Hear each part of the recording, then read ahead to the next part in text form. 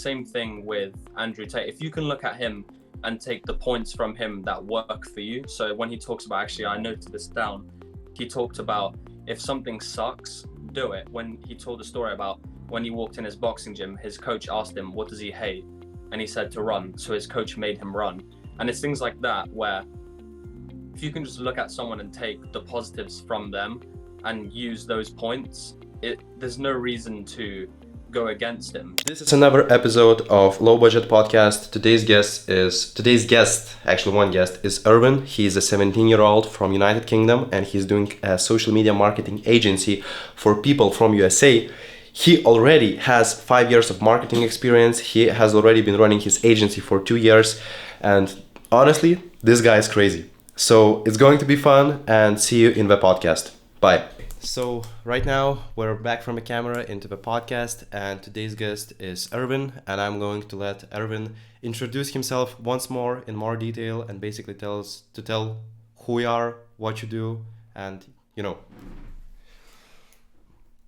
Sure, yeah. So I've been running my actual marketing agency for about a year and a half now. I basically focused for the last 4 or 5 years on learning marketing as, I guess, from both sides, from being a consumer and experiencing social media and learning about brands, and now just recently actually working for some of these brands and building them social media marketing. And how I actually got started is I got an internship with a family friend who runs a big, I don't know what you'd call it, like a finance safety company. And I was in the marketing sector of that and basically learned what it was like to work in a corporate world. And through doing that, I think I discovered that I was definitely not the 9-to-5 type and was more interested in making a lot of money and being on my time and being able to meet the people who I want to be with. And I could see straight away through going through that, it's going and working within a business is actually more stressful than running one, in my opinion. And you just really don't have control over your life through doing that. And I decided to make a shift from that point to start selling my marketing as an individual rather than through the company. And also, okay, this is completely off our plan. So basically just mapped out a little plan before our podcast. But maybe we will cut this to the end, but basically, people in the corporate world, they just do like this 9-to-5 thing or maybe 9-to-8 thing, and they basically just are in the rut and they don't even think about stuff. They are just in the routine, So there's like masses of people who don't even think about it. And, as you have said, you literally don't have time to think. You don't have energy for anything except resting for the next day of work and taking like walks on the weekends. I don't know, it's crazy. Like it's basically slavery. In my opinion, it's slavery, but we need this. We need this to keep the economy running, but it doesn't mean that you should be the one doing that, So that's a very good topic, man. So yeah, and basically, so just to get right into this, what is exactly that you do for your clients right now? I personally don't like the word social media marketing. And I think the main reason for that is I do more of a marketing service rather than like just social media. So I offer myself to companies as someone who will do all of their marketing. So I do websites, funnels, social media posts, ads. I kind of do everything for them, so they pay me monthly to do all of their marketing. And it's especially helpful for startup entrepreneurs who don't want to hire a big team when they can have one person and do all of their work for them. So I usually work with companies between 2 to 10 people because they obviously don't want to bring in multiple people to do a role that someone like me can do as an individual, and they get so many benefits. Like it's much cheaper to do it that way for them, and they also just get so much more for what they're paying for. Okay, and another question, because you have listed so many services, and as far as I know, you have a few clients right now. Do you do everything yourself or do you outsource? How does it work? Sure. So at the moment, I'm doing most of the work myself. There's for ads, mainly when people need ads, I get someone else that I'm not experienced in ads in any way. So I have actually a friend who's quite good with ads, and so I get him to do that. But I think my main priority right now is helping companies build brands and I've studied quite a lot about what makes companies like Apple, Nike, and big brands like that, how they are so in touch with the people that buy their products. And I think that's the value that I bring, is I do all of the work myself for them. And it's not like I bring in someone else, and I can obviously charge a higher price to be able to do that for them. Okay. And how did you actually like learn this whole thing? You know, how to get started? You know, if somebody watching this wants to do it, you know. It's through, I always say, actually, I had a friend who I spoke to the other day, and this person, obviously I'm not going to name this person, but he was trying to jump straight into social media marketing and ads. And I had quite a unique experience where I was never trying to jump in. Like, if you guys are familiar with Iman Gadzhi, I didn't see one of his videos and just decide to jump straight in.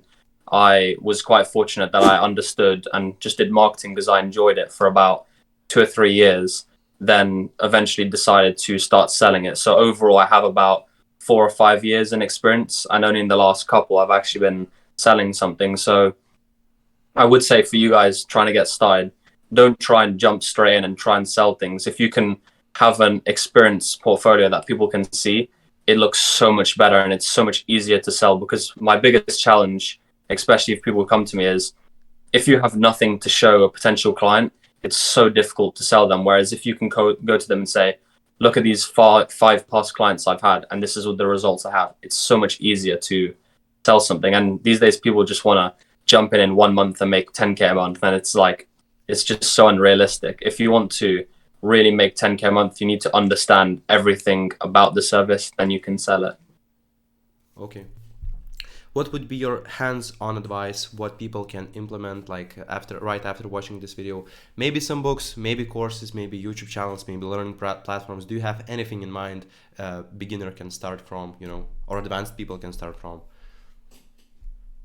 I think for me, the key was in the beginning to not spend any money, or at least like as little as possible, because the mistake that some people will make is they jump straight in and spend thousands of dollars on education and then realize it's just not the path they want to go down. So if you can find a way, especially with YouTube and everything like that, and also channels like this where you can get information, it's really so easy these days to get the information you need for free or even a couple $100. And actually, super far forward down this conversation, but I had an interview with 2 very successful entrepreneurs, and the combined cost to speak to those people was just over $500, whereas normally people would be paying $25,000 to speak to these people. And I just really found ways that I could do it for a lower cost. And once I decided it was 100% what I wanted to do, then I'm more interested in putting more money to educate myself. But if you can find a way to learn for free, there's no reason to spend thousands to learn something.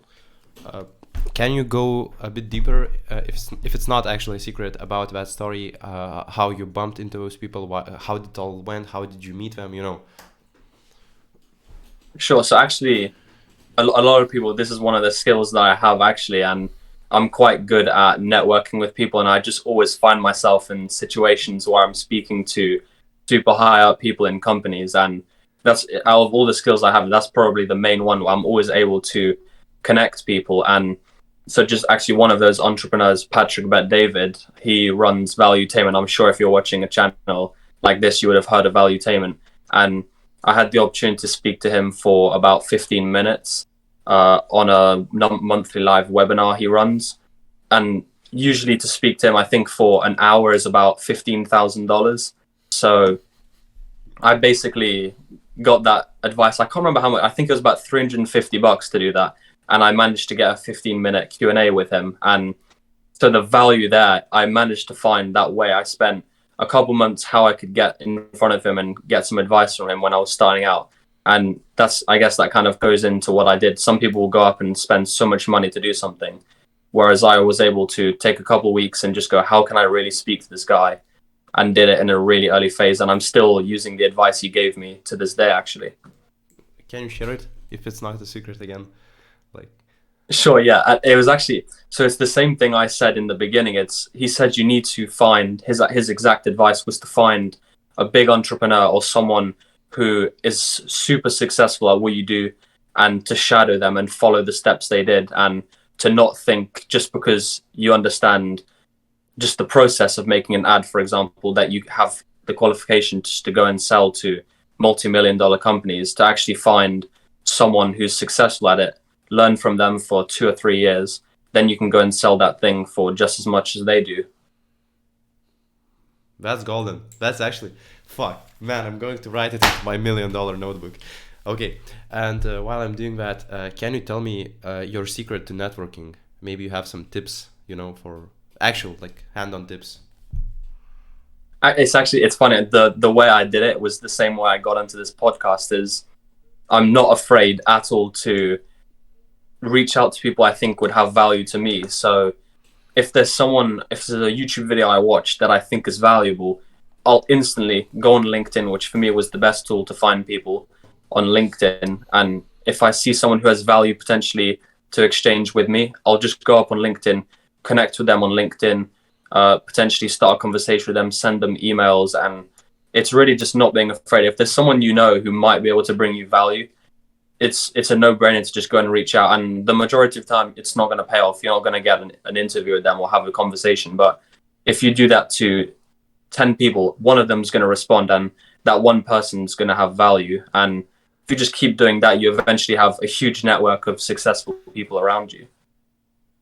That's golden, man. That's actually really good, And the way you reached out to me was like you praised me for my content, and I usually I get a lot of messages like this, and I just like those messages, and this way you just slide it into my private DMs, and from there you got the conversation going. And I honestly don't respond to I don't get a lot of messages, but I still get some to some extent, and I don't respond to most of the people, or maybe I respond in really short form because I don't see. I don't have time. And literally this guy managed to get on my podcast. Man, you literally have talent. Honestly, you have talent. It is what it is. I'm going to say it. And also, before the podcast, you told me about the other guy, also a high net worth individual whom you have met. Maybe you can tell the name, also the story behind it, how it all went. I also saw a YouTube on your video I also saw a video on your YouTube channel. Link is in the description. This guy's video YouTube channel is in the description. So if you want, you can definitely check him out. He's legit, honestly. I think he's legit. But basically, tell your story. Yeah, so actually both of the interviews I had are on my YouTube channel. So if you guys want to watch those. So the second interview I had was with Ed Milet, which is actually funny. It was about 20 days after the first interview with Patrick Bet-David. So the advice I got from Patrick Bet-David flowed that, and I can see when you speak to successful people, it gives you an energy to keep going and to find someone else. And so 20 days or something like that later, I had a conversation with Ed Milet, which was a completely different story. This was by luck. I saw an ad for a conference in London, which is quite close, and so I decided to buy it as I saw Ed Milet. I'd been following him for about 6 months before. So I just went there with no hope of even potentially speaking to him. He was supposed to be there in person and cancelled at the last minute. I almost cancelled my ticket because of that, because I thought I was going to see him in person. So he didn't come. He ended up doing that over Zoom.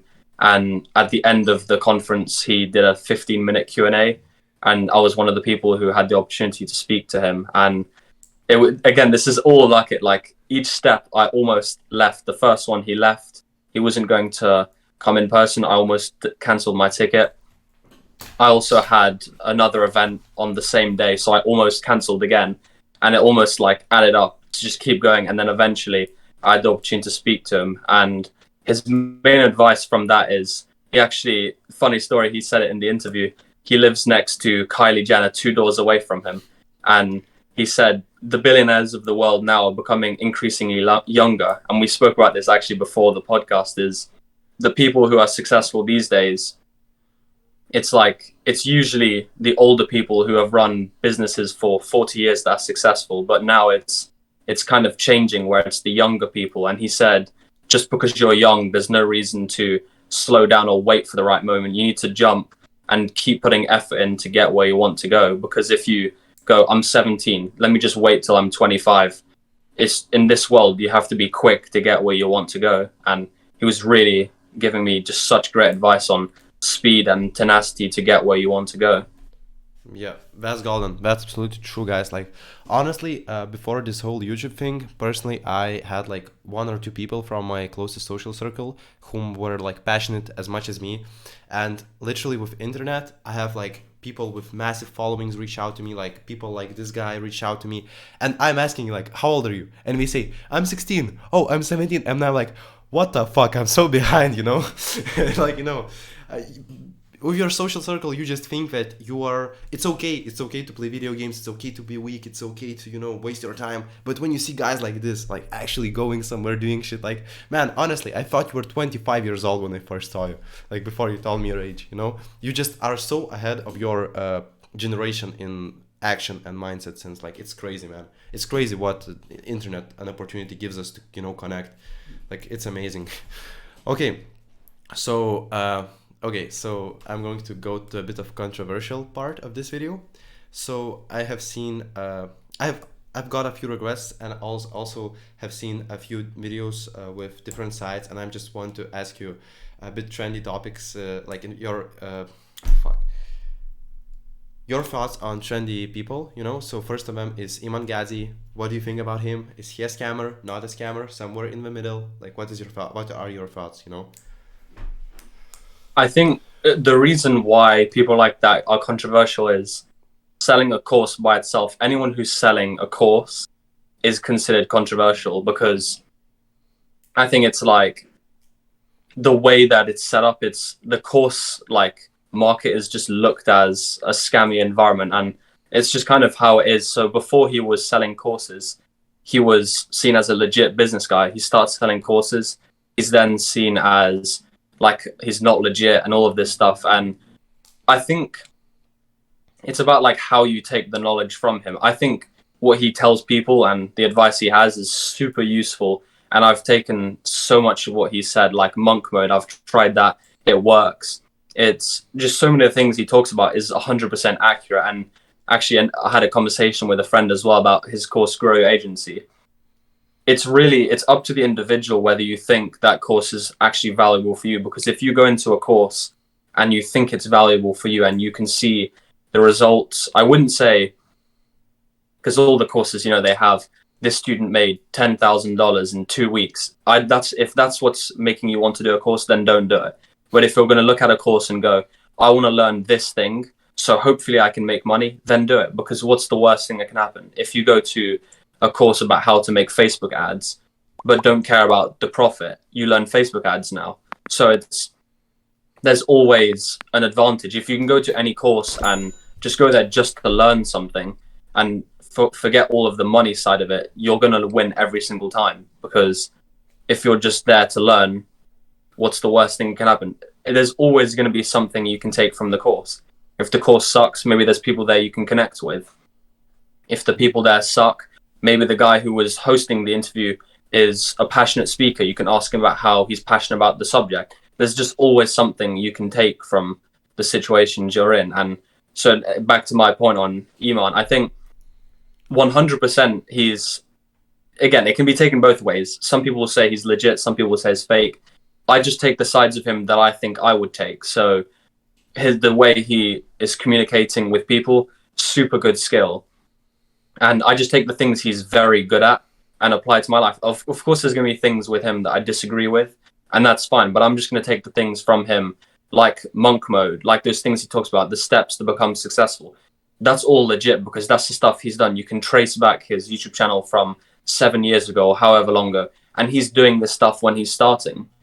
And it's like, if you follow the steps to get to where he is, it's going to work, or at least 90% of the time. So in my opinion, I'd say, yeah, exactly. And that's why some people will be successful using it, because again, there's so many different types of people. So his idea might be what he did. He was mainly over Zoom. He found clients all over the world. That worked for him. Maybe for some people, it works better to just work with people in your close environment.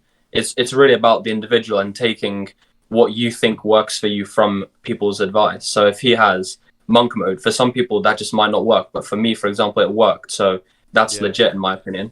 Yeah, man. You're speaking about monk mode that it warms my heart so much because I literally like shaved my head in the summer and I was literally like living like a monk, you know. So I made like a little meme on the channel, but basically, man, what you're saying, like I completely agree. Like you know, I also like made a video which popped off a lot about like showing like it's like a kind of a scam because not so many people get results because we target the same people, but as you say, like it's all up to you, you know. So we're you know we have talked about this with our podcast guests, and they basically just said that you know a person wants to do something, but he takes time to message some you know a more experienced person about some simple stuff, like for example creating a website. Like this is nonsense, you know. So just there are people who want to make it and who just are in this mindset that they need to learn, they need to find excuses, you know. It's all up to them. So you know if you're not making it, I think that it's completely your fault. And I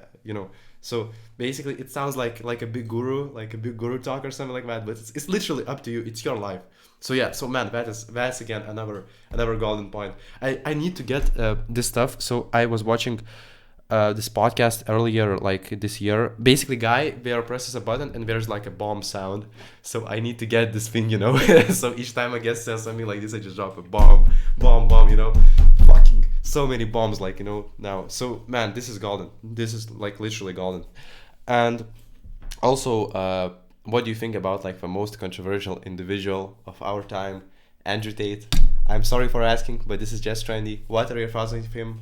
Is he cringe or is he actually like a really good guy? Like, what do you think? Again, I think I look at him just the way I looked at Iman. If you can take the points from him that works for you, you're gonna be successful through that. So there may be points with him that you disagree with, and I've learned a lot of this actually through a lot of people talk about religion and using those concepts from different religions. And a lot of what he talks about actually goes into that. And if you can just look at people, and it talks about this actually in the Bible, if you can look at people, and by the way, actually, I'll say it before, I'm no way like one religion, or I don't really talk that much about. It's okay. Yeah. I just say that just because I don't want to be like, you know, like prejudged or anything. I like to take the learnings from what's worked for people. So for certain people, they are religious and I like what they have. So I like to follow those steps. And it's the same thing with Andrew Tate. If you can look at him and take the points from him that work for you. So when he talks about, actually, I noted this down, he talked about if something sucks, do it. When he told a story about when he walked in his boxing gym, his coach asked him, what does he hate? And he said to run. So his coach made him run. And it's things like that where if you can just look at someone and take the positives from them and use those points, there's no reason to go against him. So, and again, he's controversial because of the things he says about women and all of that. He's fucking popular. Like, he literally is so popular. Like, you know, one of the most searched named on the internet online. Like, of course, you're going to be controversial. So, you know, man, that's really good advice. You're just proposing, like, as far as I understand, some kind of like student mindset, just looking at people without prejudgments, like, you know, taking the best from them. Like, man, this is golden. Like, you know, we talk about business and stuff, but this is actually what makes you or breaks you, like the way you look at the world, because your point of view just influences the way you think, your thoughts influence your actions. It's like a cycle, you know. So fuck, your mindset is amazing. Your mindset is truly amazing, you know. And also, maybe you have some exact book recommendations, if you have any, or maybe you're against books. Just tell me your answer. Well, actually, I think you can see in the background. Yeah. I think, to be fair, actually, what I didn't realize in the beginning, my favorite book, I'll just say actually before, the best book I ever read for me personally was $100 Million Offers by Alex Hormozy. Let's go. I'll say books are a lot about, it's the same thing how I say it's personal. And I think each individual book works for some people. So there's a book, I've been told a million times to read this book. I just don't like the way it's written, How to Win Friends and Influence People. I've tried to read the book multiple times. It just doesn't resonate with me. I don't like the way it's written. And I've never got past the 60th page or something like that. The way it's written just doesn't work for me. Whereas Alex Hormozy's book, the way it's structured, I just basically read the whole book in a day. It's like people. It's the way you look at things like that. It just works for you. And I actually just look. again, I love Tony Robbins' books, the Awaken the Giant and the other one. Sorry, Awaken the Giant Within and Unlimited Power. Incredible books. If you have it, you And can show it to the screen. Like it will be like more, more legit. If it's okay, or sure, it's just so.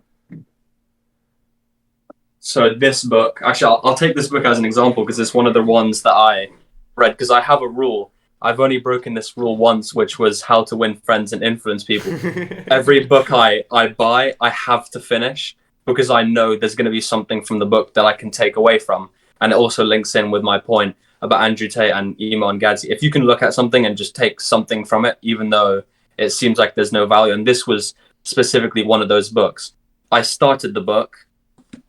I can't remember. I think the beginning was just about like the guru stuff, the how you've got to be in peak mindset. And I absolutely hated it, but I just kept reading through it. And eventually I actually have I have a notebook, and for every book I read, I do a report. I'll just quickly show, actually. I'll show the one. So every time I read a book, I take notes on every single point and I highlight the book. So later on, for each book I read, I have hundreds of notes. So if there's specifically, like I can see here, a book on the stock market, I can go through that, and it like helps because there's, for specifically this, if you're in a certain time of your life where you need to go back and look at that. So if I want to get into stocks, I read about 3 or 4 books on stocks. So I can go back to that. I don't have to reread the whole book. I can just take the points that are actually really valuable. And I think it kind of cut off topic again, but if you can start something, if you can start like a book, I really recommend finishing it. And I told you I broke that rule with how to win friends and influence people. I just can't. It's one of those books I just can't get through. And I will read it though, because I need to stick to that rule. But okay, you made a promise. If you can, yeah, I have to read it now. And like this book, for example, it's the first 100 pages absolutely sucked. I finished the book. Now it's my favorite book, and it's like it kind of applies to other aspects of life. It's not, most of the time it's gonna suck in the beginning. Like if you turn up to the gym, you're overweight and not in a good situation mentally and physically, it's gonna suck the first few times you go there. But over time, you start building muscle, you start feeling better. You can't expect to, actually I love this quote by Gary Vee. He says, you can't expect to pick up a tennis racket and win Wimbledon. It's like, it takes time. It's not the first time you walk into the gym, you get a 6-pack. It's over time, it builds, you start feeling better. And if you can break through the pain in the beginning, it's going to pay off every time. And also, I personally really like that you have a physical library. I actually, myself, I have, I don't know, fucking showing you a bit of my insides, like behind the scenes. But I literally bought in Lithuanian, so like Think and Grow Rich. There's some other book which was gifted to me. Also, this book. It doesn't matter. What matters is that you can download a PDF for free from internet, and you will never going to use it. But if you invest fucking 10 euros, it's psychological. You literally have the physical thing, you literally have the physical thing. So it's more a problem that you read it. So I really like your home library, and I especially like about it that I think that each time you go into your room, you see those books, So you just remind yourself of those thoughts, like, we are what we see, basically. So fuck, man, this is golden, Yeah, I definitely, I read, actually it's funny, I used to read only ebooks, and I think me too. If you have to put money to invest into a book, like that's one of the main reasons why I always finish them. If I'm putting 10, 15 euros or dollars into a book, I don't just let it sit there. And actually the way I did it, which I think is a mistake now, I literally spent about $300, $400 worth of books. So I have to read them, because it's then that like sense where you can't just leave them there. You have to finish them. Whereas like with ebooks, it's harder. But man, also if you have so many books, I think it's psychologically harder in the sense that that the amount of work you need to do. Like for me, it's easier just taking bit by bit. So right now I have finished those books. Like, okay, I haven't finished them, but it's like a note, the thing that marks the notes. I lied. But basically, I just personally, I don't agree with you. I agree. I think that each person should take like a book one by one, you know, so it's easier like in smaller pieces to digest information. But you know, okay, and fuck, I think it's about it. So this is the first part of the episode. Do you have anything to add about SMMA? Maybe I missed something, maybe want something to say about SMMA. We're I going to think do a so. part two. Yeah, see. I took a couple of points before, and I think we'll obviously go more into outreach in the second part. But I think one point that I really believe is, and again, it goes into like how business is like personal. It works in different ways for different people. But people always ask me, well, how do you make money? How do you find clients? And that's like the biggest problem. I think most people know how to actually find clients. It's just like we can't be bothered to actually just go and do it. Like, how hard really is it? Like, this is for me the easiest way how to get a client. I don't personally do this method, but like if I had to find a client and I was starting out again, I would do this straight away. All you really have to do, you pick a niche. So I really recommend, and actually I think you're in that niche, is real estate, because it has a lot of money. There's a lot of people you could speak to. It's quite easy to understand the system. And all you really have to do is pick a location, which I chose US. I plan to move there. So I chose that so it's set up for when I go there. And go onto Google Maps, search real estate in a certain area, and just start reaching out to these people. And like, it's not actually difficult to go and reach out to these businesses. And I know, like I said, it's going to be painful in the beginning. You get better over time. I've had probably 400 cold calls. About 4 of them actually resulted in a sale. So it's like just doing multiple over time. It's going to work for some people. Some people it's not going to. But if you have to make money now, that's the best way to do it. And I played more of a long-term game. I made relationships, got referrals, and did it through that. But if you need to make money now or get started, just try every method and put 100% into them. Yeah, man, that's really good. It's all about the reach out in the beginning, because you don't possess any skills, you know. So the way you learn is by practice. And what you said you did like 400 cold calls and 4 of them closed, so it's like 1% closing rate. But it's amazing. It's actually amazing, because most of the people out there can't even do like 30 cold calls, you know. So this way you outcompete others so much, you know. And there's always opportunities, always, you know. For me personally, I think that it's going to be the same for you. Each cold call is different, like literally. The person has different views, the person has different altitudes. Some people are angry at you, some people are friendly. Like it's really different. So it's almost like a lottery, you know. It's maybe bad to say like this in the sales, but it's literally just like a lottery. Like, so many factors depend on it. So it's all about the repetitions, as you have said in the beginning. So yeah, maybe something else. This was really valuable. Maybe I forgot something to ask you. Say. I will say, actually, I have quite a few relationships in Grant Cardone's office. I know some of the sales team there, and like learning from them, they even tell you these guys are the most qualified salespeople on the planet. He only hires the top guys, and these guys are making like minimum 200K a year, up to their top sales guy who I actually know, who's making about 1.1 mil a year, and he's just doing the same thing. He's repeating the sales process, and he even knows that he's not going to close every single sale. But if you go into a sale thinking, oh, it's not going to work, this is not the way to do it, you're not going to make a sale. It's like in the beginning, and they actually do this. If you join Grant Cardone's sales team, they give the new guy the crappy sales, the guys who most likely aren't going to buy, because obviously the best salesmen there are going to get the most likely to buy clients because they need to secure those. And the new guy gets the crappy clients who probably aren't going to buy. And if they can persevere and keep going through those people, they eventually have a top qualified guy who's gone through hundreds of rejections and now knows what it's like and knows what the process looks like. So if you're willing to 100% commit to making money, and even maybe not even specifically in SMMA, but in any business, you just have to understand that, again, I'll refer to that quote, you can't expect to, actually I'll change it just to use a different analogy. You can't expect to pick up a football and then win a Ballon d'Or or win the World Cup. Again, it takes time. You have to keep kicking the ball, and then eventually maybe you'll get there. And in sales, you can't expect to pick up the phone and close a $10,000 a month client straight away. And even I'm not at that level yet, about $10,000 clients, but I know over time I'm getting the skills. In the beginning, I was closing $500 clients, then $1,000 clients, then $2,000, and then it works up. This is really good. And also, I don't know why, but when you told about that story that they do like a lot of crappy sales calls and they literally have training, which is not some kind of training where you go to a seminar, but we have a real hands-on real world practice. I literally started thinking about Sparta. You know, maybe it will sound cringe, but you know, I literally it's so harsh. Like it's literally so psychologically grueling. Like literally, you're so prone to give up. So this is also a perfect test, you know, for your character.